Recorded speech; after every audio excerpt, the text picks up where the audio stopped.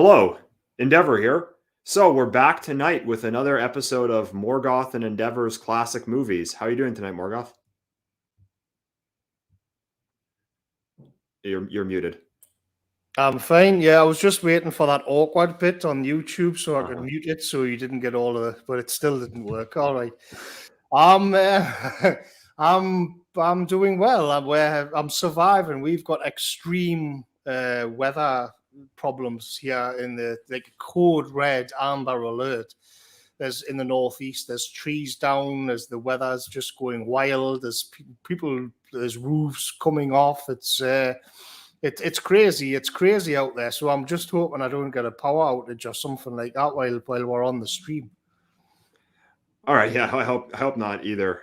So tonight what we're going to be talking about is the movie Soylent Green. Now, I will say before we get into it that the movie has a plot twist at the end, and we're going to have to give it away because it's the main theme of the movie. So you can't discuss Soylent Green without giving away the ending. So if you really want to watch the movie and have the ending for yourself before you watch the stream, I would recommend you do that first. But anyway, I'll start off with a plot description of Soylent Green that it is actually very famous for its twist ending. So the movie takes place in a dystopian future in New York in 2022. So that came out in 1973, but it takes place only 1 year from now.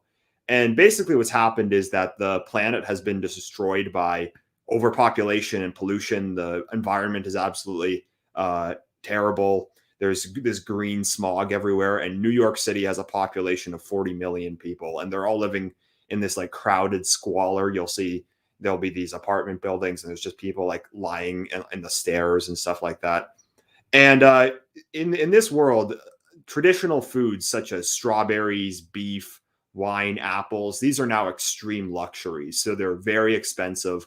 Only the elite can afford them, and they're sold at specialty stores, which are guarded by guys with MP40 or M16s in the entrance. So what the ordinary people are living off of is these wafers, and they're sold by a corporation called the Soylent Corporation. And they sell several different variations of these wafers. They have Soylent Red, Soylent Yellow, but the most popular one is called Soylent Green, which the company claims is made from plankton. And the movie starts with a murder. There was a murder of a high-ranking executive of the Soylent Company whose name was Simonson. And the police officer who investigates his murder, named Thorne, who's played by Charlton Heston. It's the second movie in a row that we're doing with him as the lead actor. He's investigating this murder, and he thinks that Simonson, the executive, planned his own murder. And the more he digs into it, he finds that he felt this like really deep shame, and he seemed to have wanted to die in some ways. So he's doing this investigation, and Simonson was a high-ranking member of the Soylent Corporation. So he starts looking into this corporation, and he's actually told by his police department, his superior officer named Lieutenant Thatcher, to stand down. The investigation's over. It was just a robbery, but nothing was stolen during the robbery. So that's why Thorne doesn't believe it. And he continues working on the case with his roommate named Saul, an old man who remembers the world before the dystopia. So like there are scenes where he will steal some apples or something like that. When he goes to investigate the apartment, he'll take a few apples and some beef and stuff. And Saul's like shocked when he sees this beef because it's a super luxury, but he had it when he was younger. And then what Thorne finds out is that people are trying to kill him. Hitmen hired by the Soylent Company are trying to kill him and to stop his investigation into the corporation. So when Saul finds out the truth about what Soylent Green is actually made of, he opts for euthanasia, and his last wish is that Thorne exposes the terrible secret. Thorne sneaks into the factory in which Soylent Green is produced, and the big reveal at the end of the film is that Soylent Green is in fact made out of humans, that they're getting human corpses and then turning them into these wafers, and that they're essentially pushing cannibalism on the population. And he attempts to get this secret out. At the end, he's trying to expose it, but then hitmen shoot him. He's badly injured, and at the last scene, he discloses to Hatcher that this is their terrible secret. and he screams out at the end of the movie, Soylent Green is made out of people. Or the line is, Soylent Green is people, the very last line of the movie.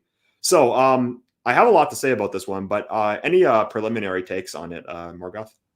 I think, well, it fits nicely into the Charlton Heston when he was. I mean, I think we touched on it in Planet of the Apes. I mean, you can see what's on our mind. Like, we go from Planet of the Apes to Soylent Green, and Charlton Heston plays the exact same character as well. It's just like Taylor from Planet of the Apes has arrived. Like, he's gone back in time, and now he's in the Soylent Green world. It's just the same person, but it's like this kind of cynical alpha male. But and the world in this one's just as bleak, actually. Even when there's a lot of touches. Did you notice when they go outside and there's like a kind of yellow, like green haze to the camera? So it looks like everything's just poisoned and everything's sort of sickly. And the way he has to hop and skip over all of the people like lying around like on the staircase just to get in and out of his apartment. Like it really does. What they do really well here is the contrast between like the way the elites live and then the way the plebs live, because the plebs are really just living in squalor, and then you get the elites with their fancy, like they're drinking bourbon and they've got steaks and it's all of this kind of thing. So you know, there's a different kind of socio-political commentary going on what was in Planet of the Apes, but it does fit very nicely into Charlton Heston's autumn period, where it was as if he tried to black pill everybody in the 1970s, because the 70s is known for being like a full of doom and gloom. And then when you look, you've got like there's like a kind of Charlton Heston trilogy of dystopian science fiction movies, with the Omega Man being another one as well. So it fits nicely into that oeuvre of doom Chuck. Yeah, it really does the 1970s New York grit. It really does it justice. Like whenever you see videos from New York in the 70s, it always just looks like really gritty and really hard nosed. And the film definitely plays off of that aesthetic. What I want to start with saying is that I feel like in its time, you can see how Soylent Green could have been seen as a left leaning film. But today it's actually deeply reactionary. So from a 1970s kind of old left framing, the villain of the film is a corporation. It preaches environmentalism. There's this rigid class hierarchy between rich and poor. So, you know, you can see the old left themes. I guess I'll just like, if people are wondering, the director is tribal. Not that we need to get into that in this review. But you can see like that they're trying to put that they did put in a lot of the things that the left actually would have been talking about back then. And people could have seen it as a criticism of capitalism or of a message for environmentalism. But today, in the era of woke capital, the flu world order, and the Great Reset, Soylent Green is a much more of a damning critique of modern globalism than it is anything from the right. So it certainly is a film of the right today, in my opinion.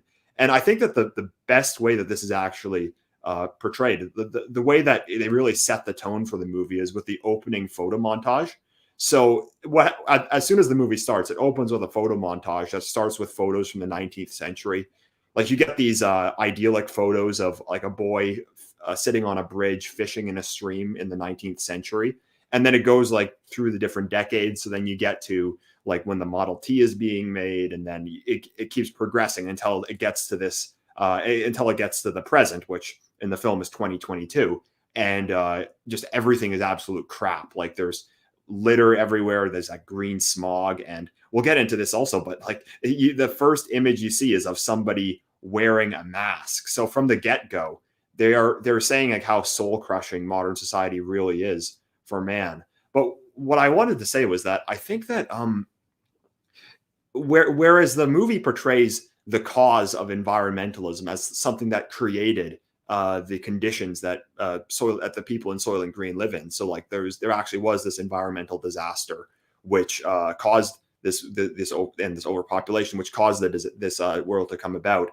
I feel like today the elites want that kind of world to exist, and they're using the fake causes such as climate change as kind of a casus belli in order to create Soylent Green. What I think is that the vision, if you want an idea of what the Great Reset is going to look like, it's basically going to look like Soylent Green, except everyone is mixed race and gay. Hashtag Build Back Better.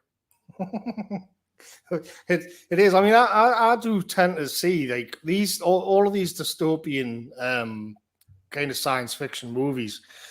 I kind of think they are that almost all of them are reactionary because they're looking into the future and saying, well, things are going to turn out really bad.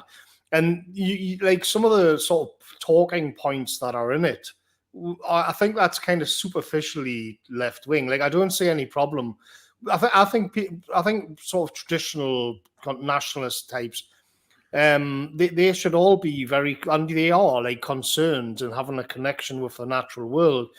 It's you can see that the because of the right was astroturfed, that you end up on the side of like these mega oil corporations, like kind of having these massive oil slicks in Alaska or wherever, and then because of like American kind of the way the right was kind of smashed and astroturfed, it became a knee-jerk thing that you think, oh well, I'm on the side of capitalism and all of this.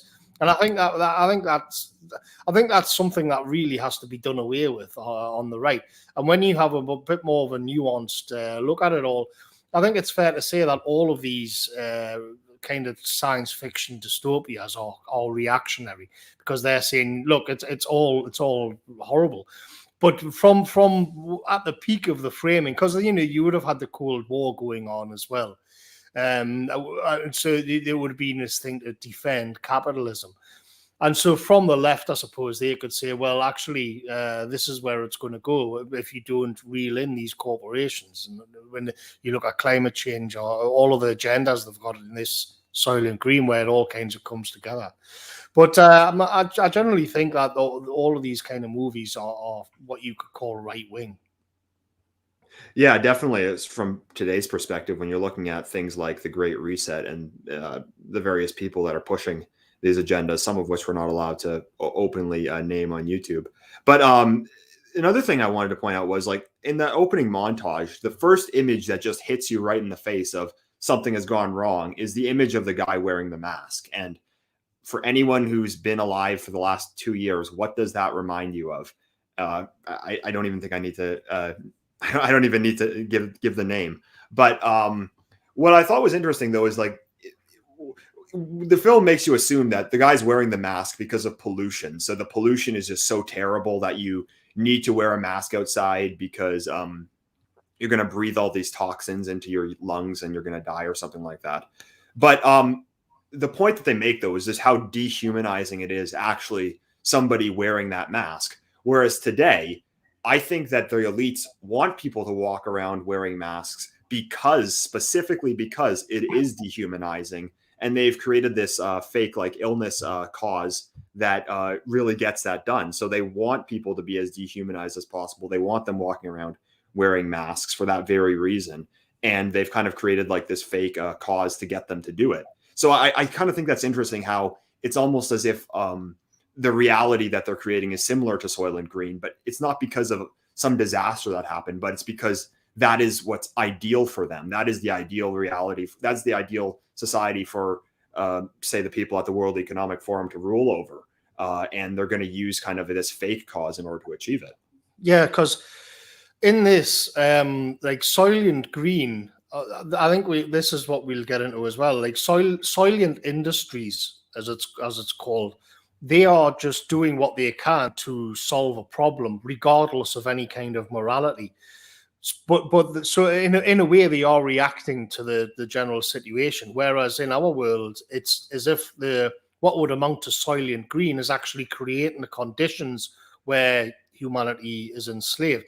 So you'll notice as well, which is another nice touch, another very prescient touch to this, is that Soylent Industries and the government are kind of in cahoots together, which is another thing we hear all about, the private-public partnerships. And they've got, they call it partnerships, but it basically means that all of these like giant foundations and NGOs are just in bed with the government. That's exactly what's happened with Soylent Green and the state in this, which is you just look at the way they put the pressure on when Charlton Heston's doing the investigation, and they send hitmen after him and they try to shut him up. And it's you don't go down the rabbit hole, you know. Don't be a conspiracy theorist. Yeah, and one thing I thought when watching this movie is that so Charlton Heston thinks that he's gonna blow the lid off of the Soylent Company. He's going to expose that they're using humans to produce these wafers, and then this is going to be the end of them. I think they said that they're going to disclose this to the what do they call it? The Supreme Exchange. I'm guessing like this is the world's version of like the United Nations or something like that. And what I couldn't help but thinking throughout the movie is that it's not going to work. Even if he went in there, had a video of this exact process, I still don't think that he would be able to take down the Soylent Corporation because of how much power they have. Like in the movie, they say that they're providing I think they said at least a third.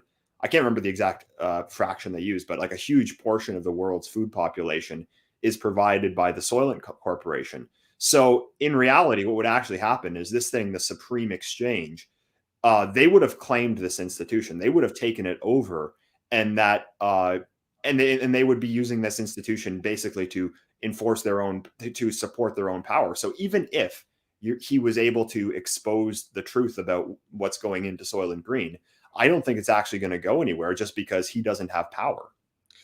There's definitely that. I mean, and he tells us like the police captain, that black fella, and he doesn't even seem to care. He doesn't seem to be very interested in following this up at all. I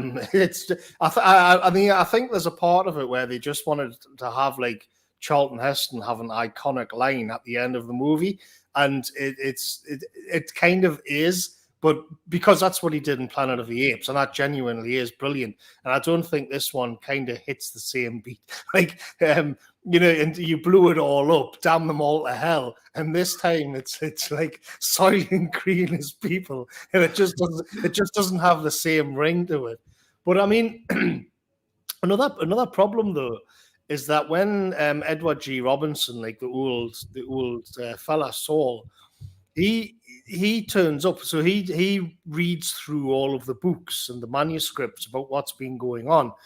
And one of the kind of red pills that he gets is that, in actual fact, because the Soylent Industries, like Soylent Green, actually did used to be plankton. But they've even there's so many people on planet Earth that they've run out of plankton. They've ate all of the plankton in the sea has been eaten by all of these masses, these feeders. And so it's like, well, what are you going to do? Are you going to just starve everybody to death, or come up with something else to like feed them with? So there's a kind of pragmatic sort of realism to it, because what would they eat otherwise? Yeah, so kind of the system is, and he even makes the comment that eventually they're going to be breeding us just to feed us to ourselves. So it's the entire system itself, which it just like creates this horror just to perpetuate even more horror. But what I wanted to also get a bit further into is just how conspiracy theories really work, because like he's made out to be like the conspiracy theorist. Today, I don't think they would make the movie for the sole purpose of they don't want people to investigate anything like this anymore. The character that he plays would be somebody today looking into the medication, let's just call it, that they're forcing everyone to get. But even today though, like let's assume, I haven't been convinced I haven't been convinced of this yet, but let's just assume that our worst fears about the medication, which everyone is being forced to take, let's just assume that those are true. We already have the internet. We're not allowed on the mainstream social media platforms anymore, but all of this information is easily accessible on all these alternative platforms. But the problem is that if you don't have institutional power, so if you're not the one controlling this thing called the Supreme Council or whatever it's called, their version of the UN, or if you're not the ones controlling the Soylent Corporation, then having the truth really doesn't get you anywhere. And the other thing to point out is that the last scene where he cries out "Soylent Green is people," the film implies that he's just dropped this massive truth bomb on everyone in the church, and that everyone's going to be like horrified by that. And you'd think that they would refuse to eat Soylent Green any further. However, I don't think that's what would happen today. Today, I think that people would just continue eating it as if nothing had happened. Not because they are necessarily, well, we'll get into the cannibalism issue later, but not because they're necessarily pleased to be eating humans, but just because of how people are looking for, they look to power for guidance. You can just look at how submissive people are with the current agenda with the flu world order. And it seems that like no matter how much evidence you show them, if power tells them to do something, a large portion, the majority, will just go along with it. So I think a lot of them will just continue eating Soylent Green, and then when one of their buddies tells them, "Hey, this thing is actually made of people," they'll call them a conspiracy theorist. Yeah, so the cop, let's just see how that will play out. So his captain knows, like he's red pilled now. He knows the big secret. And then let's just say that because he really didn't look very impressed. Didn't look like he cared, to be honest. But then let's just assume that he then starts to investigate. He opens up another investigation. Then what's going to happen is the Soylent Green Industries is going to get in touch with the state, the government. And then the government are just going to pull the plug on the investigation. In fact, that's going to happen because they tried to do it to Charlton Heston. They actually did it, didn't they? Yeah, they closed the investigation. They just pulled some strings behind the scene, and the investigation is shut down, or you'll be fired. That's literally what they said. Stop what you're doing, or you'll be fired. It's as simple as that. And that's it. Yeah, and he even Thorne even accuses Hatcher, the police lieutenant. He even accuses him of being paid off. And he basically just says, well, if we work for them, we're all paid off. So, you can just see how, like, let's contrast this with present day. Let's say that there is this dissident doctor who's trying to expose that a lot of his patients are having, let's just say, issues with their blood after taking a certain medication. Well, then who's he going to report that to? He's already risking his job by even uttering that. Is he going to go to the hospital that he works for? Is he going to go to one of these boards? The problem is that all these institutions have already been captured. And if this, like, say that he pushes it up the ladder saying, hold these people accountable, I mean, then the people that are above the ladder are going to be under even more pressure to just hide it. So in some ways, like unless you control these institutions, you just having the truth doesn't really matter. And again, we know exactly. We can literally point to people like Geert van der Bosch and the Robert. There's another one in America Robert Malone. Yeah, and then there's Mike Eden. So like, it isn't the case that it isn't the case that people who talk about this are just like conspiracy theorists on Facebook or whatever. Like there's like the former head of R&D. It's the CEO of R&D, the guy who invented the technology. The people who invented it have got, and they're the actual people who have invented it have said, "Stop! It's not meant for this." And look at this, they're cranks, conspiracy theorists, and silenced. And that's just the way it goes. It's not even like we need to sneak into some like heavily guarded factory to find all this stuff. You can find it on social media. It's easy, just a quick search on Odysee. I know most people don't use Odysee, but you can easily just send the link to one of your friends or something like that, and it still doesn't work. Like I mentioned this in my last stream, but there was this video that came out of a shopping mall where people are lining up to take their so-called medication, because we can't use the real word. They're lining up to take their medication, and then someone collapses immediately after taking the medication, and the people in line still line up. They still take it. Like it's right in front of their face. And it just goes to show how submissive the general population really is to power. Yeah. I mean, another thing about just a minor point that I wanted to bring up about Soylent Green as well is that the role of women in it, where like I know like we always say it, but you just couldn't get away with that today, where women are either they can like sort of whore themselves out on Charlton Heston's like staircase, living in absolute squalor, or they can become what they call in the movie like furniture. So how it works is that if you're like a CEO, if you're a capo, and you're in with like the big businessman, if you're part of the elite power structure, and then you buy or rent a flat, you get like a 21-year-old like gorgeous woman. She comes just free with the flat, and you can do whatever you want with her. And they call her the furniture. And in the movie, like Charlton Heston, I forgot the name of the girl in the movie, but Shirley, but he just calls her furniture. How long have you been working here, furniture? And I just thought, can you imagine? Like, they're not even a person; they're just furniture. I just thought that was totally, even for me. I thought, oh God, like you're not going to get away with that this dearly.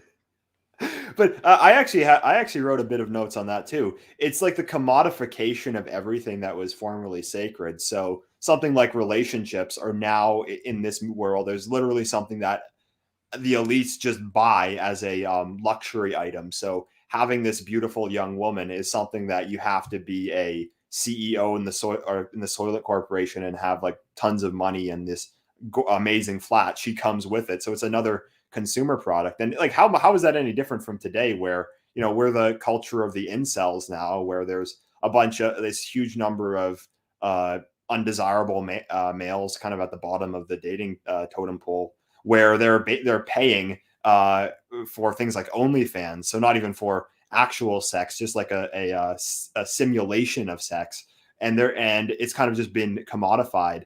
And then you got the guys at the top who have the access to all the to all like the beautiful young supermodels. And it's like how they're commodifying relationships. Something that used to be sacred between a man and a woman is now just something that can be bought by whoever has enough money for it. Yeah, and at that scene as well, at the Simonson murder, when he's having a chat with Chuck Connors, who was kind of his manservant, his bodyguard, and Charlton Heston says, like, what was his occupation? And he replies, just says he was rich. And he elaborates a little bit, and he says, yeah, he was into business, he was into government. It didn't matter.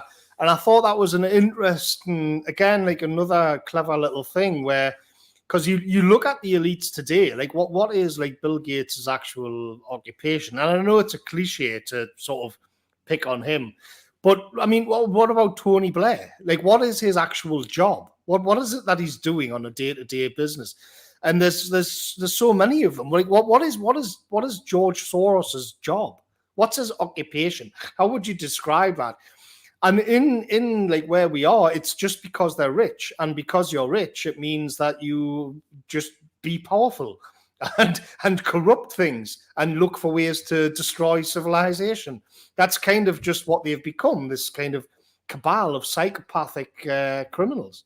And that thing where you say, well, what is it they do? And now they're rich. That's just it. They don't really have any higher morality at all, unless you kind of go into like this esoteric thing where, yeah, actually they do, and it's evil. Yeah, and they basically have enough power in this film to bump someone off if they don't like them. So, like at the beginning, Simonson gets bumped off. They decide to murder him because he's going to spill the beans on the secret behind Soylent Green. But he actually is kind of okay with it because he feels like he actually gets a conscience. We'll get into that later. But the elites are so powerful that they're able to basically just orchestrate the murder of someone. And I mean, we don't know if that's happened yet. I mean, we don't seem to be that far off. But just think about today, how much power they have to just destroy somebody's life. Just look at what happened with the Charlottesville trials, or just something like that. How many levers of power there are that just allow them to crush any kind of dissent. I mean, and the way they crush dissent in this, we see it as well, because there's actually a couple of riots, and it's the plebs out on the street, and it's horrible because they're rioting because there's not enough Soylent Green to go around. They're not rioting because they know what's in it.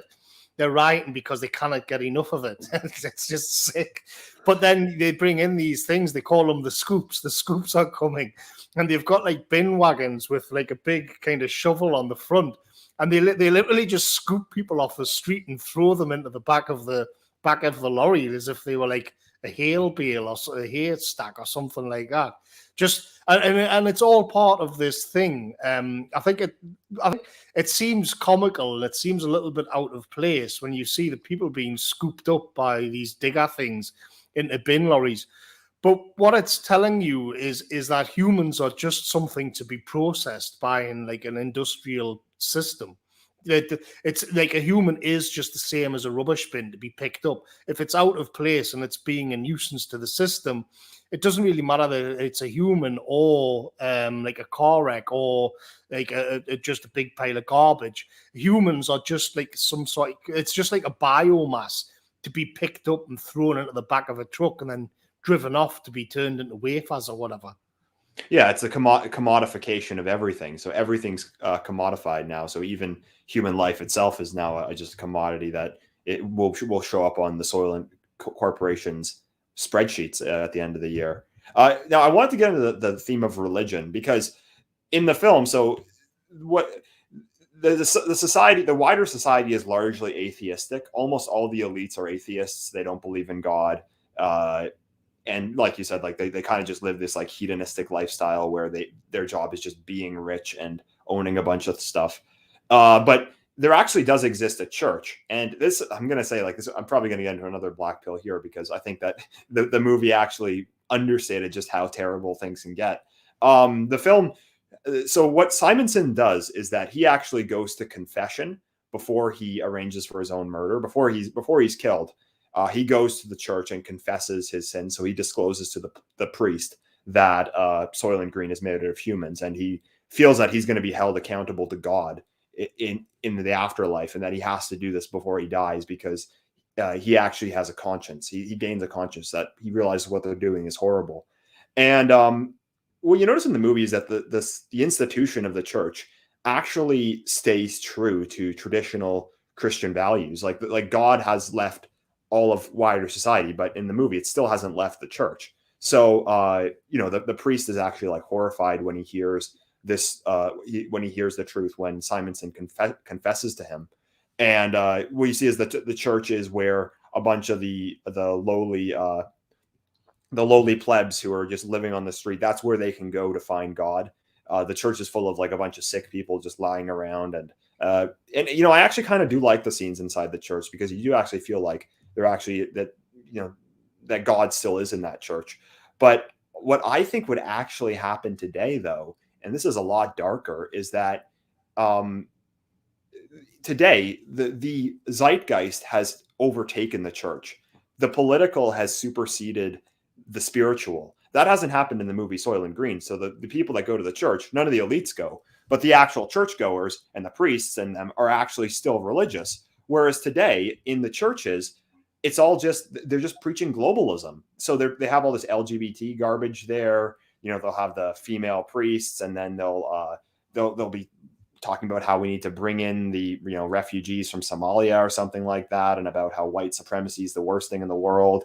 And they're probably going to get on board with the climate agenda. And I think that eventually the church.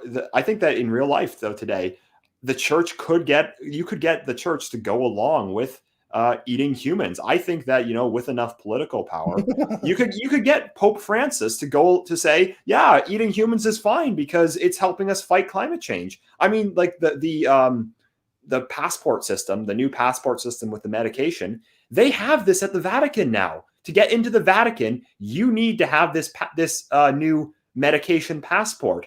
And the political in our world today has completely superseded and captured the institution of the church and turned it into a hub for globalism. And that hasn't happened in Soylent Green. So in that respect, the dystopia is even better than our society. Yeah, it is.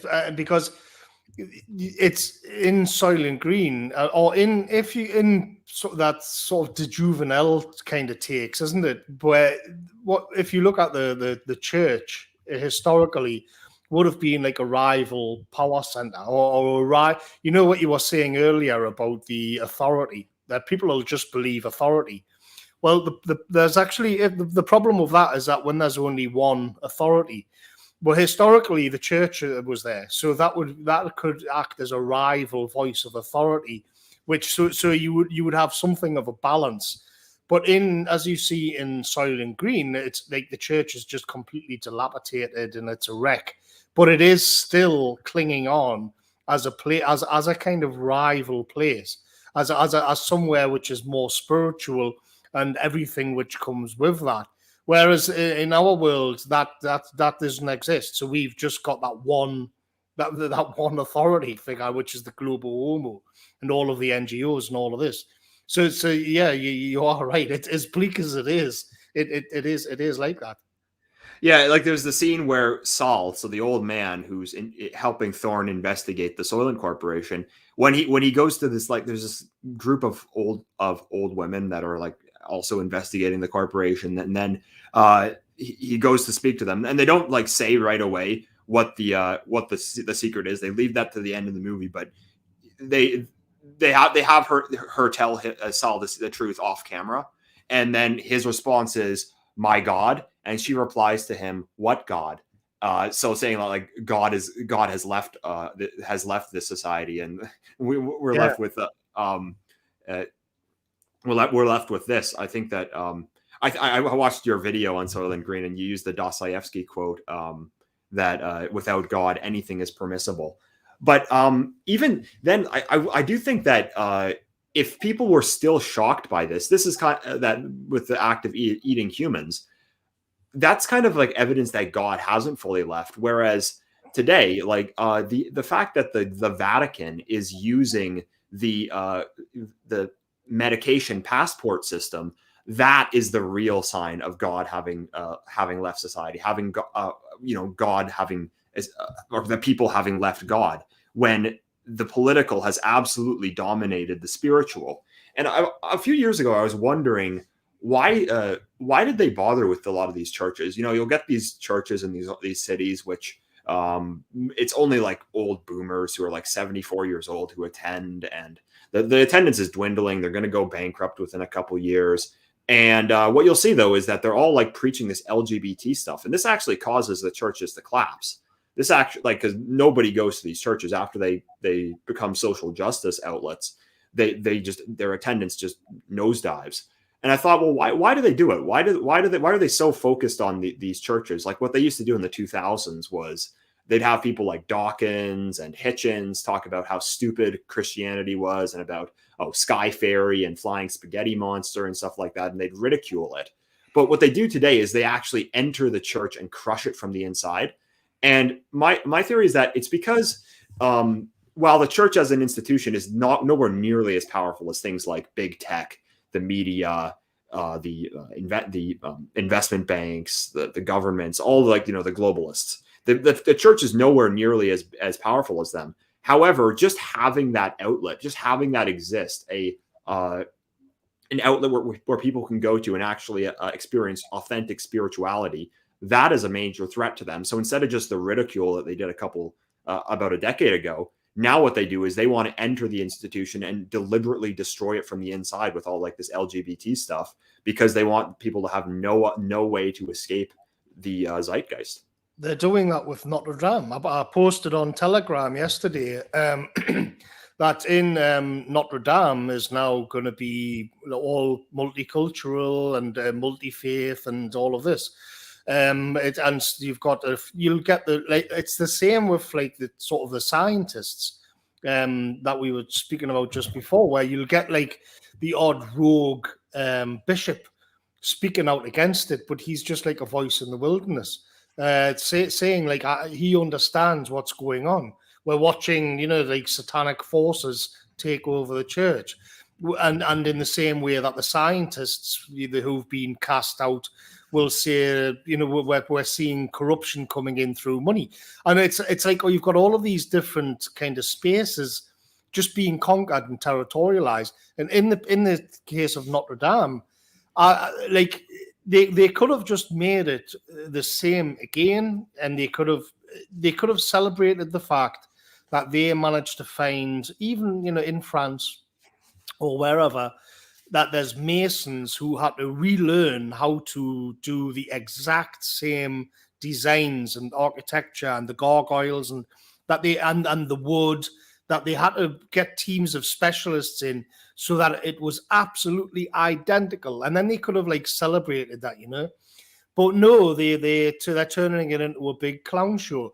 And the way I described it on Telegram yesterday was that it's as if it's become like this zombie, which they could have just allowed it to stand there in ruins with some, you know, make it safe and then have like some decent lighting on it or something like that. But no, it reminds me of bloody Game of Thrones, where the Night King brings back the dragon. So the dragon gets brought down and killed, and then the Night King like touches it and zombifies it and brings it back to life to kind of sick on his enemies. And so that's what like this the crowning glory of taking something like Notre Dame and thinking we're not going to rebuild it just as it was and celebrate the craftsmanship.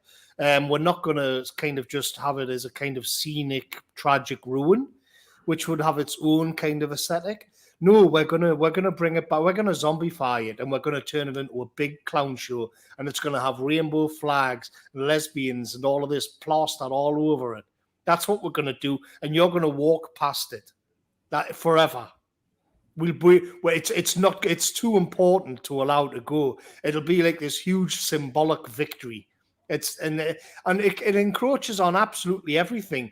I'll often see people getting angry, you know, like there'll be like a hill walking club in the Yorkshire Dales, and the people will be complaining because it's too white, that there's too many white people going walking in the Yorkshire Dales or whatever, some Ramblers club, and Heritage England and all of this. And you think, like, why is it that important? Who cares about who's going out rambling? And there's an element of it where it is like the Borg. It's just like this like a disease which just has to turn everything gay and anti-white, and it's horrible. It really is. And anyway, to get back on point a bit, like, so traditionally the church would have been an institution like apart from all of that, but in Soylent Green, it is still something separate from like the corporation, from the system. But in our world, everything's been incorporated into it. Everything's been covered in like this kind of rainbow covered sludge. Yeah, because I think one thing that they might kind of have missed the mark on in the movie was that dystopian totalitarian regimes, they actually use like psychological propaganda control as well, propaganda. Whereas in Soylent Green, it's kind of just like the corporate state hybrid is just like just cracks down on people. So they come out and riot, and then they just bring out the scoops and just toss them in the back of the cars and stuff like that. Someone steps out of line, they'll just go and shoot them. But what they don't do in the movie is they don't actually like try to have like some kind of propaganda that gets people to believe that this is something like good, that society is actually the way it should be. And that's why, and that's one thing that I think that in reality they absolutely would have. Like the reason that they want to make Notre Dame into this horrible, evil, like demonic abomination is because when somebody walks by Notre Dame, it's awe-inspiring. You know, it actually fills them with something actually spiritual, something against the zeitgeist of the present day. And you know, it's not about making money. Nobody's going to go to this like LGBT multicultural exhibit. Nobody cares about that, because everyone, I don't care how progressive you are, everyone will know that it's fake, and they won't feel the same awe-inspiring feeling that the original Notre Dame instilled. But they just can't, like, it's a threat to them, so they just can't allow that to exist. And they need to have like some kind of ideological justification for why they have to take that away. Like one thing I also wanted to point out earlier about like about God having left. There was this video that came out of Canada from a few weeks ago, which in my opinion was much more of an indicator that God has left the church than what they showed in Soylent Green. Like the scenes of the starving poor people lying around in the church in the movie, it was not nearly as bad as this scene that actually happened in a church in Canada. What happened was a guy walked into a church and took off his mask in protest and just knelt down to pray. Oh, that's all he did.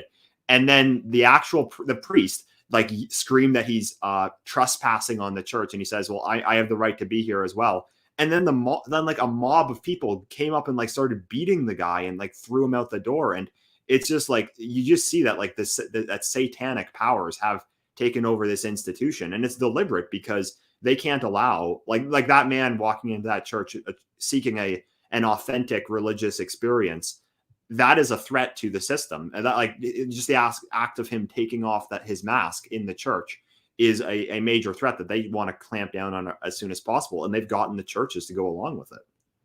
I mean, one of the I think the most interesting parts of Soylent Green is when Edward G. Robinson, he understands the truth, he unravels the secret, and then he's kind of lamenting. He's telling Charlton Heston how things used to be, because he's an old man, and he's trying to explain that, it used to be where we could have steak once a week. It used to be where we could walk in the park.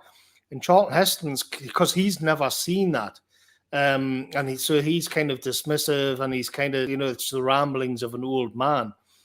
But then once Saul, he's called, unravels the big conspiracy, he's just had enough. He just thinks the world is just not worth living in anymore. And so what they've got set up is this like euthanasia clinic, and anybody of any age can go along there because the planet's overpopulated. I mean, here we haven't even touched on the depopulation side of it all. It's so the planet's depopulated, So they're kind of encouraging it, and what they do, because the world is so awful in Soylent Green, that you can go along to the clinic, and what you get is like a special show where they'll cater it to your needs. So in the case of Saul, he gets like Beethoven and Haydn playing, and then it's got pictures of mountains and deers, just the real beauty of the world. And then like he slowly sort of gasps or something as he dies anyway. In like this piece, but then like it occurred to me that so if you're like, oh, I'm gonna check out, the world is shit, I don't want to live in it anymore because it's just absolutely awful, give me like half an hour in what amounts to Mark Zuckerberg's metaverse. Like let me escape. Like so the world is now so horrible, I don't want to live in it anymore. And it's as if they're coming up with ways to get around that as well. So, well, it may be crap. You may be in your pod.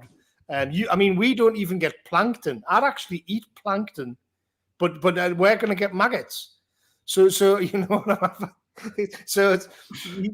world's crap. So hey, here comes Mark Zuckerberg with these metaverse, and you can disappear inside the metaverse to escape just how awful things are. And it was funny that's basically what happens to Edward G. Robinson. Yeah, and one thing I thought of when I saw that scene, though, was that an actual dystopia would never actually have that, because that would mean that they were self-aware. It would be them admitting that the world that we created is crap. So, for the last 20 minutes of your life, you get to spend some time not even like seeing actual nature, just seeing videos of nature and listen to some classic music while you are slowly like euthanized. But I don't think that they would do that, because that would be like admitting that would be the dystopia becoming self-aware, and totalitarian regimes are usually not self-aware. Like, so they're not going to let's say like one of our guys wanted to be euthanized or something like that. Is he going to be like allowed to like spend some like half an hour in a backyard with a white family in the 1950s and like grilling some hot dogs or something like that, and playing catch with his son or something like that with football? No, he's not going to be allowed that, according to because the regime realizes that giving them that ideal, even if it's like fake, even if it's like something that's just repackaged, giving them that is a threat to their power, because you're giving them something, an outlet to actually express themselves in, or at least experience a world outside of the one that they're creating for you. So they would never allow that, because it would be a threat because they're admitting that, yeah, the world we're creating is terrible. So here's something that's actually better. What would probably actually happen today is that like they'd say, okay, you can get like a half an hour free on OnlyFans or something like that, and here's another like a couple Big Macs or something like that. Instead of maggot, these Big Macs are actually made of processed beef or something, or instead of humans in the case of Soylent Green. But I think that like totalitarian regimes are not self-aware like that, because even to do that is a threat. Even to be self-aware is a threat to the regime. I'm not so sure, because I can't think of a better way to pacify somebody than to give them their dreams in like a fake world, because physically you're no longer any kind of threat whatsoever to the system. So it just, I know, but I get the kind of paradox there, because you could build like a sort of like an ethno state in like Norwegian fjords and everything in the metaverse. Like, are they going to allow that? And I suppose it depends. I mean, what happens if there's like millions of people flocking to the metaverse? You know what I mean? So I don't know about that, but I can see somebody trying to do it. Are the ADL going to send somebody in to get it shut down? I mean, are they gonna have like agents in the metaverse to make sure like nobody's building ethno states? I mean, I don't know. But what I will say is that I cannot think of a better way to pacify a population than to have them kind of hooked up to drips, in kind of in boxes, basically, but their conscious is in like virtual reality. Just because then out in the real world, the elites are just buying up all the assets. They are actually living a paradise in the real world physically, and as a way to kind of nullify any resistance to them forever, I cannot think of anything better than this virtual reality stuff. If they even still call it that. I mean, I can see the argument, but I don't know if they're going to go that route, because think about something like Gamergate from a few years ago. You'd have all these young white men who are pacified with their Call of Duty, where they can, be the badass, like rough white man, like gunning down a bunch of terrorists or something like that. But they'll even come for you in your virtual fantasy world. So that's how Gamergate happened. Even in these like fake online video games, they're still trying to insert social justice into it. So I was wondering that about the metaverse as well. Like, are they going to allow you in the metaverse to create like your own fantasy? And I don't think they will. I think that what's going to happen, I put this on my Telegram, is I think that in 10 years time, a 3-bedroom house in the metaverse is going to be more expensive than a real house was in the 1940s. Yeah, I don't think they're going to give that to you. You can. I mean, people, in the chat may think this is sounding quite bizarre. You can already buy property in the metaverse. You can invest in the money and buy property, and I can't. I mean, leaving aside the sort of the politics of it, like sort of political correctness in the metaverse. It seems to me that what they're doing is offering you an alternative kind of pretend virtual life, which so you're just done. You're done and dusted. You can escape into that, and like what you'll be allowed and not allowed to do is kind of up for discussion. But it's going to be a better life than when you're in your tiny little pod, just being a wage slave. Maybe you come in, or you won't even leave because everything will be online. The internet of bodies and everything. And so to kind of literally create a matrix for you to go in, to pacify people. I cannot see a better way to ensure that you are enslaved forever than that.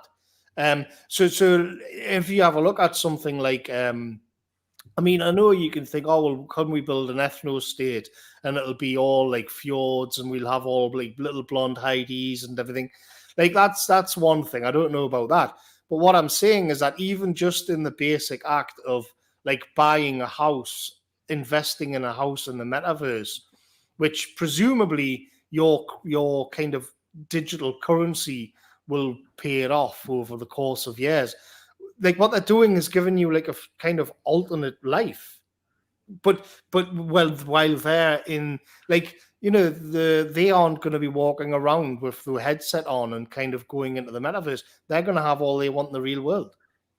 Yeah, I just wonder if someone like Zuckerberg is actually self-aware enough to realize that basically what he's selling people something to pacify them, because the real life that people like him are creating for them is an absolute nightmare. You know, you'll be stuck in the pod, and the only way to pass your time will be hanging out in your house in the metaverse or something like that. But I also do think when I listen to someone like Mark Zuckerberg, I don't know if he's self-aware enough to actually see it that way. I think he actually thinks that he's actually making the world this great thing, and this is something that everyone wants, and it's going to improve everyone's life in so many ways. And that's why I kind of think that they're probably going to have hate speech laws in the metaverse as well. So, you know, they're going to have like these anti-racism rules for there too. It's kind of like you can divide it into they're doing different things. So something like the World Economic Forum is like all about long-term planning and infrastructure and creating laws, which via the United Nations and all of that. And then you've got like the Bill and Melinda Gates. They are kind of, it's about the let's say medication. The medication side of things and the digital ID kind of side of things, where it will hook up with Apple and that. And then from that point of view, you can see that Zuckerberg is on his own, and it's as if, it seems to me, he is interested in like the entertainment side of it, of what, like keeping people occupied, you know. So they've all got their different roles to play, but it all fits together very nicely. Yeah, and just one horrible system, which kind of is what Soylent Green is, like we mentioned earlier, that they're eating people because there's nothing else they can eat. And he says at the end that they're going to eventually be breeding people just to feed to people. So it kind of just is this horrible like cycle of doom and just this nightmare that perpetuates itself. And I think that the big thing that I wanted to get to was the issue of cannibalism itself, because this is the main theme of the film. It's what Soylent Green is notorious for. A lot of people who have never even seen the movie know that the shocking reveal at the end of the movie is that that humans are being fed to the masses. When I was about like 10 years old, I remember my father actually told me about Soylent Green. He told me about the movie and about the twist at the end. So back then it would have been seen as shocking to audiences in the 1970s. Christianity was still the dominant cultural force in America. And the idea of eating humans would have just been absolutely horrible to people. And it would have been seen as, because, you know, it implies that human life is inherently valuable. Cannibalism is such a crime because of violation of the sanctity of man. But today, not only do I think we've fallen so far that not only do I think that they wouldn't resort to cannibalism in a few years, you know, Agenda 2030, when this comes along, not only do I think that the elites would not sink that low, but my theory is they wouldn't even try to keep it a secret. I wouldn't be surprised if they just straight up tell us that climate cookies are made of humans. They'll get someone like Richard Dawkins to come out and say that, well, science tells us that eating humans is acceptable and opposing cannibalism is an outdated superstition. You know, I think that this system could very easily justify in the minds of people in this society that's lost God that eating humans is permissible, and they wouldn't even hide it. Well, I mean, this is what I got into on my recent Paradise Lost video on the birth of the left, is that when you abolish a sort of absolute morality, you're increasingly just making it up on the fly. And this is obviously a place where we are. And this is where you get with scientism. I mean, the technocratic world order, it is by definition run on experts and data, but that doesn't mean they're good people. So you begin to get into some really dark territory, and they certainly are in that when you look at some of the sort of eugenics of it and stuff. And so the problem is that they're just unbound. They can do anything they want, because they can justify it through science and utilitarianism. And one of the things that I wanted to get into here, you know, is that there's a clip of Millennial Woes. I'm going to say this because he did a speech somewhere a few years ago, And he asked the audience, like, what was wrong with bestiality? Like, why would you object to that? And it's the exact same discussion that we had now. But like, some people are so shitty that got clipped out, and then he was forever like, oh, he's into this. He's trying to justify bestiality, and he's not. What he's trying. It was really disgusting, because I know that he got hounded with it forever. What he's getting at is exactly what we're getting at here, and it's that if you don't have a higher authority, and they don't in Soylent Green, they kind of do. It's hanging on by its fingernails. Same with us, you've still got people, you've still got Christians and this kind of thing. But by and large, you're going to have to find a way to justify things which you didn't expect. Like I got into with me video on Paradise Lost, where Richard Dawkins will come out and say that an elephant is of more worth than like an unborn human, because the elephant has empathy, and the elephant can feel, the elephant can be happy, and the unborn baby cannot. But the problem is, like, the traits that he's like ascribing to the elephant are just mammalian traits, and you can apply that to the rat as well. So then you found yourself in a position where you're saying, well, the rat is worth more than an unborn human. And people will definitely wince at that, but it's the same reasoning and logic that's got you there. And so then you say, well, why not do bestiality? Why? And here we come to it. What's wrong with cannibalism then? If it's gonna, and this is kind of like what Soylent Green raises, because if you've got too many people on Earth, and you've got people, like, just because it's so miserable, they're killing themselves, and then you can put, like, if you have a look at the process, they're put in like big tanks and like rendered down, and then dried out and chopped up, and so they become these little wafers. So it's a source of protein and nutrition. So why not? And what you'll tend to find is that people will try to make ad hoc kind of objections to it. So then you'll find that people will say, well, actually, there's problems with the health. It gives people blood clots, or it gives it has, people maybe get cancer for it, or it's not nutrition, it's not nutritious enough, But that's not really answering the question properly, is it? That's a cope. It's a moral problem that we have here. And if you so where are you getting your morality from? It's that's the problem. Yeah, and I guess what the most depressing thing about it is that what the movie Soylent Green tried to do is they tried to show like the absolutely lowest of low, like an absolute deprivation of morality. How far can we sink? What's the absolute worst thing that people can sink to? And they posited that it was humans eating other humans. But when I think of it today, a lot of the things that are actually just normalized in the West already are possibly even worse. Like let's take the transgendered agenda, for example. In my opinion, that's even more offensive to me than the prospect of eating humans. Like I'm not that I'm endorsing that, or eating humans or anything like that, but I mean, at least the ones in the movie that they're eating are dead. Whereas the transgender agenda, that like ruins the life of a young child right off the bat for the perversions of for the sickest perversions of a satanic elite. Really, I mean that to me is like hearing about these. I haven't read the book yet, but there's a book called The Transgender Industrial Complex, and I'm just like too horrified to even read it because of the stories that they go into. It's just stuff that like would give me nightmares. But this stuff is all going on in Western society now, and not only do they not hide it. Not only are like the elites like trying to hide it, they're like doing it for like selfish reasons and trying to just like hide the evidence and knocking off people trying to expose it. No, it's out in the open. They're trying to get you to celebrate it. It's like now like transgenderism, cutting off little boys' penises is our highest value in the West. Like that's considered the most moral thing that you possibly can do. And it just goes back to how these regimes will always try to find like some kind of religious like justification for all these things.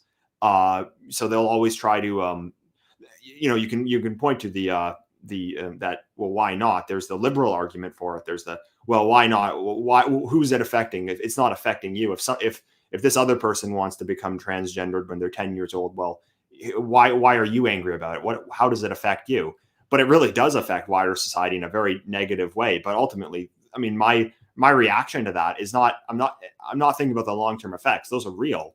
But at the same time, it is just the horror of that very operation that's what gets me opposed to it. I mean, if so, imagine like everybody got a letter and they said, like what you do for donating your body to transplants and whatnot.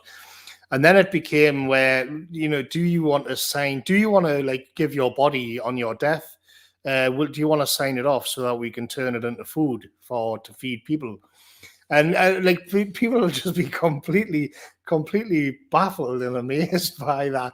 But like, are we that far away from it? I mean, I don't know. I remember reading books. So some of there's books that I've read about what happened on the Eastern Front in World War II, and or like really in the depths of the gulags and all of this. And people were reduced to cannibalism. Like there's a good movie where the plane crashes in Chile. It's based on a true story, and that so that they're stuck for like weeks and weeks and weeks on top of the mountain range in Chile, and they're like, well, we've got enough water because there's snow everywhere, but like we've got, and all of these people, we've got like all of these dead bodies. So the survivors are thinking, well, we're going to die, or we have to eat the people here. And so the whole premise of the movie is, well, what do you do in that situation? But at least it's playing around. At least it's acknowledging that this is totally not normal. In the same way, when soldiers on the Eastern Front somewhere, some of them were reduced to cannibalism, and it was seen as this like the darkest thing a human can possibly go through. But that like implies that there is something unique to that situation. But in the kind of utilitarian frame, they can just say, well, it's for the greater good. It's just a numbers game. It's just about the data, So that even that would be completely different. Like, what difference does it make? The science makes sense.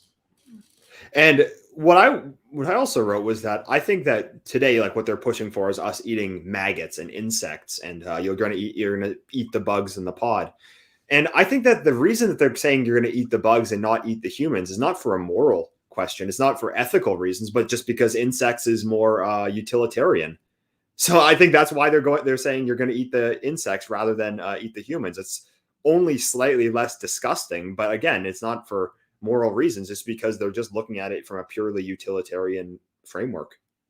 I mean, it's just on this subject as well, and I put it in my notes because it's related to this. I was watching Red Ice Radio this morning, and they featured this clip from South Korea, and it was a Korean woman. She was like in her 30s or so, and she had a virtual reality headset on, but her daughter had died. Her daughter had died because of some complication. She had some kind of sickness. This was a few years ago, and what they have done is like bring her daughter back alive. So the daughter came and they studied her voice because they had the voice of the daughter was on like home movies. They had her voice and things, so they could recreate that. And then they had all of the photos. They had all of her kind of catchphrases, that the way she spoke. And then they even got her clothes. They even got like little things. And there was this. So what happened was you saw it from the mother's perspective, where her daughter died, say 4 or 5 years ago, and now she's in virtual reality, and her daughter was like there, like crying, and it was like the most warped thing I've ever known, like because they were both like hugging each other and crying, and presumably it may have been like a test. But like, is that going to be a thing now, where you can like meet your relatives? You can, or you're going to recreate your family so you can meet up with them in virtual reality. And all of this is possible because we're free falling here. There's no kind of spiritual authority to step in and say, hang on a minute, because where do you appeal to? It's so dark. Yeah, and what I think that it's just the same issue that without God, this is where people descend. I think of the elites today that a lot of them seem like they want to live forever. They can't deal with the fact that they're immortal. And a king, say 500 years ago, he would have been a Christian, so he would have believed in the afterlife. He would have believed that the kingdom that he leaves, he will be living a kingdom behind for his son, and that he will be in heaven in paradise if he had lived a good life and he was a good Christian. Whereas today, it seems like the elites, they're all atheists now, so they don't believe in God. They don't believe in the spirit. They don't believe in an afterlife or anything like that. But it seems like they're trying to cure that thirst with technology now. So that's what I think things like the metaverse or the transhumanism stuff, or all this like this weird stuff like this virtual reality of your own daughter, that's kind of where it all leads. It's trying to fill a void that you really can't fill without God. Yeah. I mean, I'm actually working on it. I'm going to wrap all of this kind of technocracy stuff up with a bit of a deep dive video, which I've been working on. And I don't want to kind of like spoil you in video, but there is something Faustian about it, and it's dark. This idea where you want to sort of disappear into infinity like this. But I don't know whether the elites themselves have got any intention of going in there. I mean, I think it's for the plebs. I think the elites are going to be having a whale of a time, but they've got some kind of gene altering things to make them live forever. Which, by the way, which they do. Which is like another strange aspect of all of this is just how old they all get. Yeah, like you were just saying, So, and Klaus Schwab's like 85 or something. And he's like, oh, yeah, well, by the time we get to 2030, I think, hang on a minute, man, Klaus? Like, what? Are you not going to die? Henry Kissinger's still kicking around, for crying out loud. George Soros is still on the go. Even like Prince Philip was like 99 when he finally kicked the bucket. All of it, they're ancient. They never go. Yeah, and it just seems like they can't accept that life is eventually going to end for them. So they seem to be trying to create. I mean, this is kind of a whole nother topic, which we don't need to get into here. But it does seem like this transhumanism thing is just like their way of coping with the fact that they don't actually have a religion, that they don't actually have a God to come in and replace the one that they left. But I will say that like one thing you notice with a lot of regimes, and this is why I think one thing they kind of miss the mark on in Soylent Green, is that they try to find these like pseudo religions. So we talk about the scientism stuff. So you can talk about like the data and the spreadsheets and people like Richard Dawkins and stuff like that, talking about about all this stuff. But what they've actually done is they actually so this kind of like materialistic, nihilistic, utilitarian scientism, it eventually loops back and creates its own kind of religion. So you see with the things like the illness, let's just say today, you'll see people like updating their Facebook profile pictures. You'll see them like shrieking at somebody who's not complying. There's that video in Canada of them like swarming a guy in a church. And I feel like it's because it just leaves such a void that people are just like searching for religion, and they cling on to things like the climate agenda. And that's another thing that's like extremely religious too.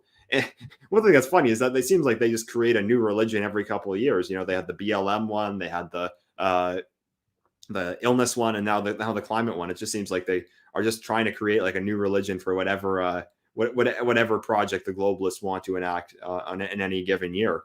But they have to kind of find some way to express that thing, because people, I don't think, just think about the world in terms of material numbers on a spreadsheet.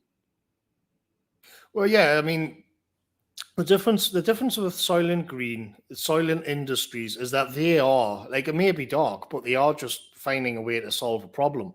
Like, and it's compared to what the elites and these corporations and all these NGOs do in our world.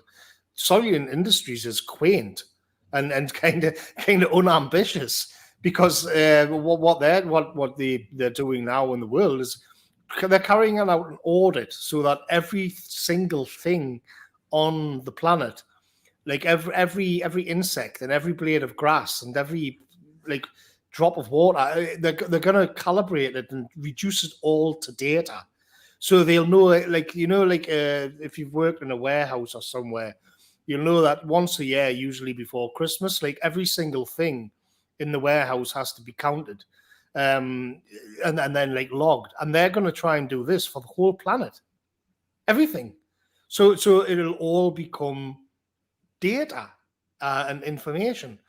And this gets you into a question of like, who really is pulling the strings here? Because people will say, I mean, there is two sides to this, and I'm kind of, I don't know, but is it the central banks, or is it the people who have the data and the tech? And that's an open question. Yeah, but I my point was, though, that I think that like they actually eventually do need to like create a new kind of like pseudo religion to actually come in, because I don't think that just the data alone is enough. And what you do see is with the various agendas that they're pushing through, they always do like appeal to that same. They appeal to the religious nature of man with things like Greta Thunberg, or with like various like the fight of fighting off of an illness or something like that. They always try to they always try to fall back on the fact that people aren't going to judge the world based on numbers on a spreadsheet. So you have to give them something religious, and that's kind of how they get people to go along with the zeitgeist. The reason that everyone's walking around wearing masks now is not because they saw some like one of those scary graphs of the numbers like going way off into infinity of the people getting sick. I think it's because basically the zeitgeist, the authority that sets the rules for the society that they live in, is telling them to do that, and they've kind of they're kind of giving into authority more than they are actually like just analyzing the data. I mean, even then, it's like this kind of post-human ideology where this is why people's liberal rights are just being trampled on, because the elites don't believe in it anymore. That was something that was useful to them 70 or 80 years ago, but it isn't now. Now they have to encompass the entire planet, and we as eaters are just like another blob on the planet, and it may well be that they think there's way too many of us, because if it's to do with the overall health of the planet, then maybe there is. And this is why there's one fella in the comments, and he's constantly moaning because I said under videos that I do, because I said that there's too many people on the planet. But like, because this is obviously the main point of Soylent Green, like how many people can the planet actually, like how many people can the planet hold? Like what is it to prevent the Soylent Green situation? And I know people have said that, well, the market will take care of it all. It'll work itself out. But yeah, that's a can of worms, like quite literally when it comes to the food.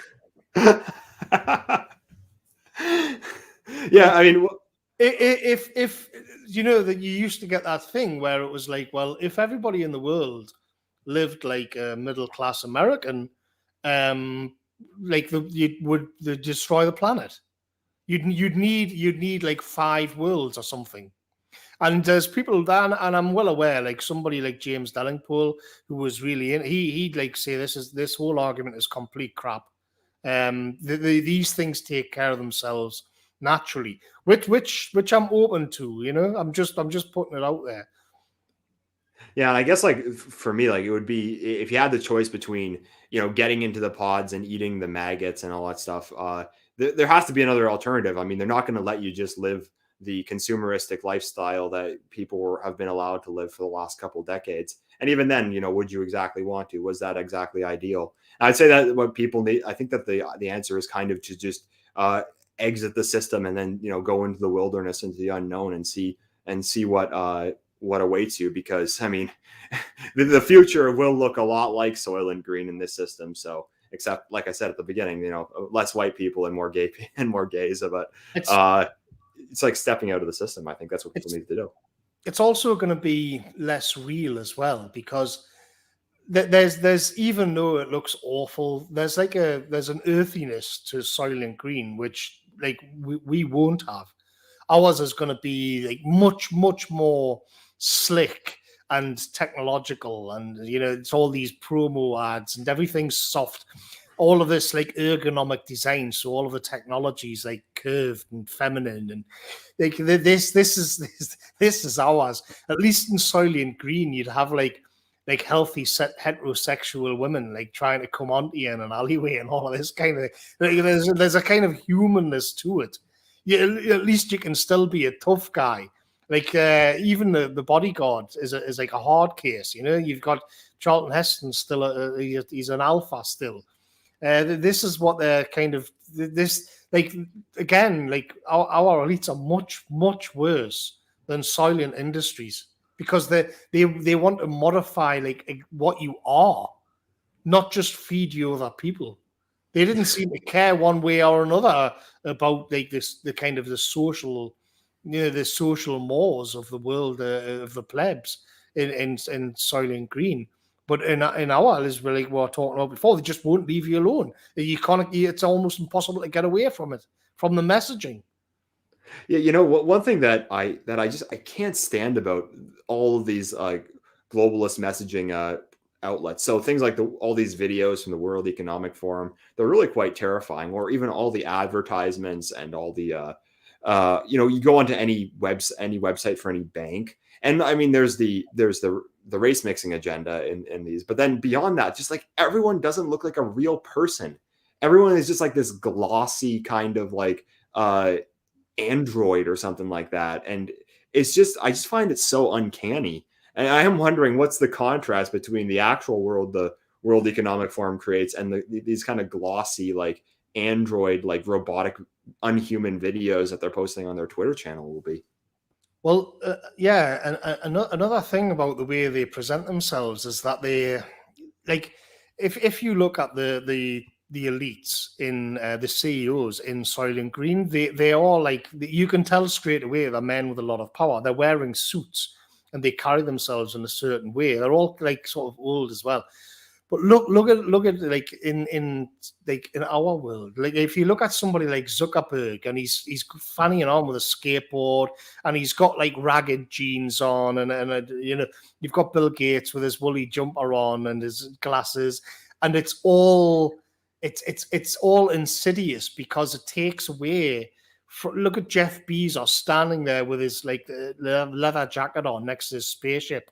I mean, it's they're all like that now, and because like the marketing PR types will have said like they'll have ran the numbers and they'll have done some research, and if these people were wearing very serious suits and they looked like the people in RoboCop, like the CEOs in RoboCop or whatever.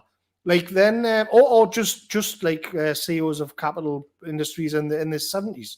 Give me a second, I'm going to cough.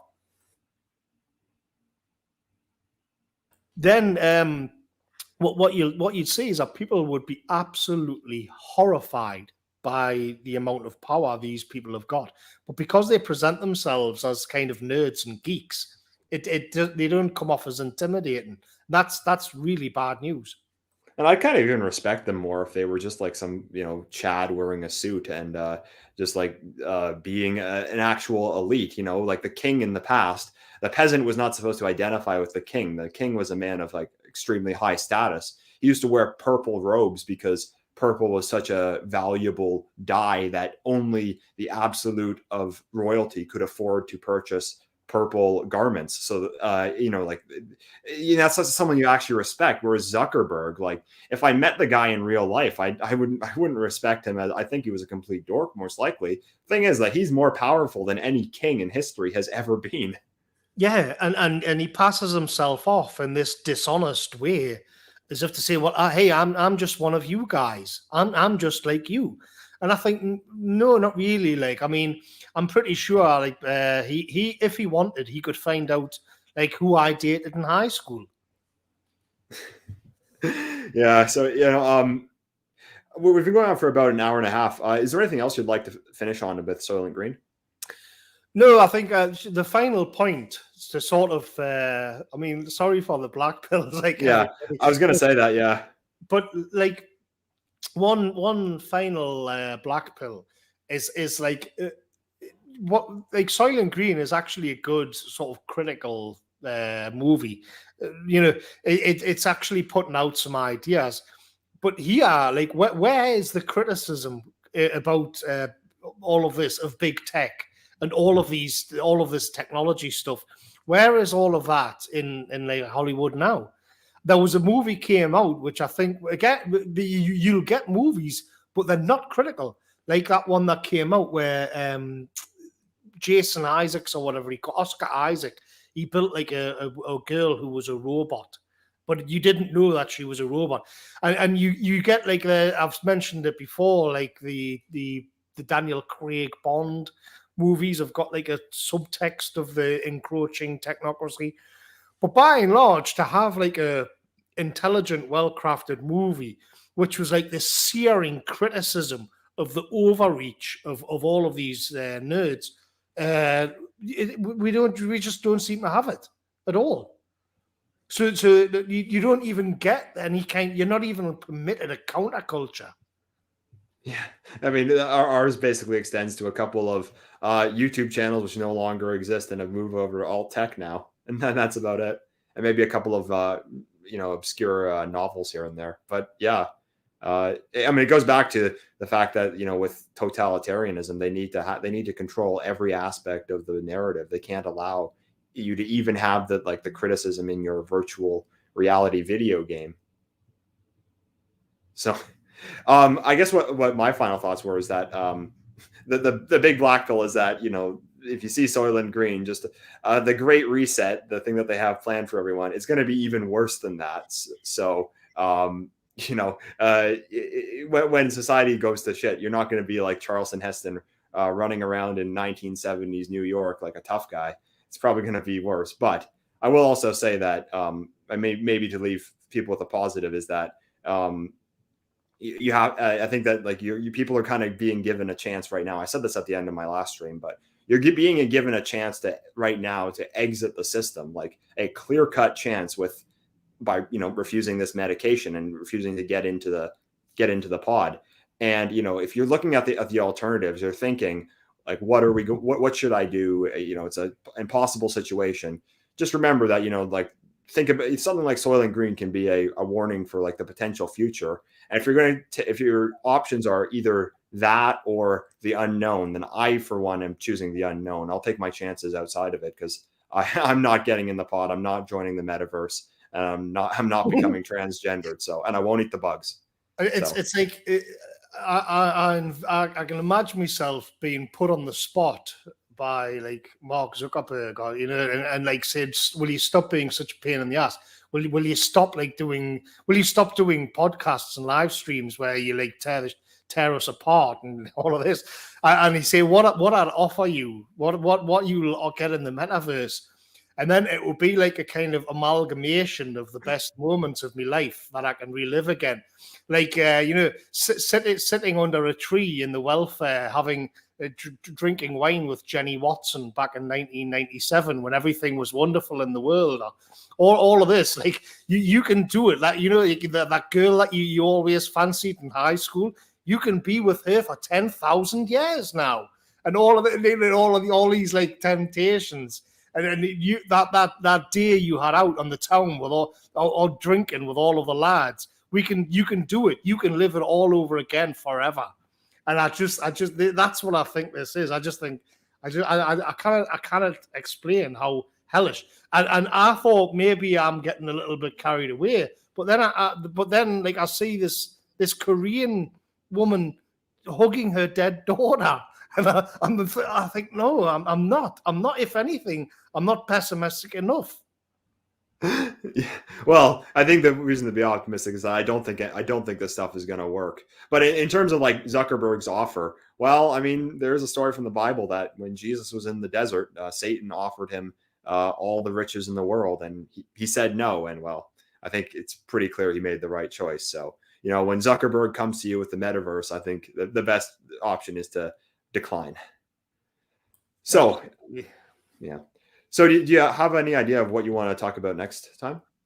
No, I don't. I've had a lot going on recently in me private life, as you know. So I'm a little bit behind on everything. But we'll see. If I get lucky, we'll line something up hopefully before Christmas. All right. Well, we'll think about what to do next time. And for everyone watching, thanks for listening, and we'll speak to you again soon. Actually, I did just get one super chat, which I'll read out. Big article in today's conservative Spectator magazine. Sob story about how an Afghan woman can't afford to pay her 9 children, so we should help her. We need to eat the bugs while feeding them. Yeah, I mean, that just goes to show that they'll just use whatever they can to just get you in the pod. They'll tug on your emotions. They'll offer you material goods. They'll do anything, but I think that the best answer is to just say no, and you got a chance to do that now. So I'll end on that. So good night, everyone. See you later.